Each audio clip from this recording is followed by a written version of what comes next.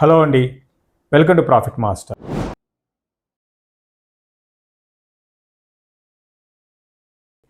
అటువంటి సెక్టార్లో ఉన్న కంపెనీ ఏంటంటే డిక్సన్ టెక్నాలజీస్. రీసెంట్గా ఇది బాగా కరెక్ట్ అయింది. 20,000 నుంచి 10,000 దాకా రావడం చూసాము. ప్రస్తుతానికి 11,666 దగ్గర ఉంది. వీళ్ళ 85% బిజినెస్ అంతా కూడా మీకు తెలిసింది. దీని గురించి నేను పెద్దగా డీటెయిల్గా వెళ్ళాల్సిన అవసరం లేదు. ఈ సెల్ ఫోన్ అంటే ఇదేంటంటే కాంట్రాక్ట్ మ్యానుఫ్యాక్చర్ కంపెనీ అంటాం అనమాట. సో శాంసంగో లేకపోతే మోటరోలానో పేరుకి వాళ్ళ బ్రాండ్ ఉన్నా కూడా వీళ్ళు తయారు చేసేది మన ఇండియాలో వీళ్ళే డిక్సన్ టెక్నాలజీస్ అనమాట. అయితే మొన్న రిజల్ట్స్ అంటే లాస్ట్ క్వార్టర్ రిజల్ట్ ఒక్కసారి డ్రాస్టిక్గా పడిపోయినాయి. అంటే పడిపోవడం అంటే గ్రోత్ లేదు, గ్రోత్ అనేది దాదాపు ఆగిపోయింది.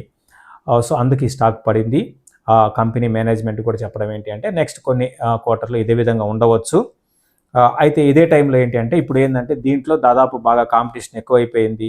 సో ఇక్కడ ఇప్పుడున్న బిజినెస్లో ఎగ్జిస్టింగ్ బిజినెస్లో వీళ్ళకి గొప్పగా అవకాశాలు ఉండకపోవచ్చు గ్రోత్ పరంగా. అందుకని వీళ్ళు ఏంటంటే చాలా స్మార్ట్ మూవ్ చేసుకొని క్యాపెక్స్లో భాగంగా ఐటీ హార్డ్వేర్ మీద ఫోకస్ చేస్తున్నారు.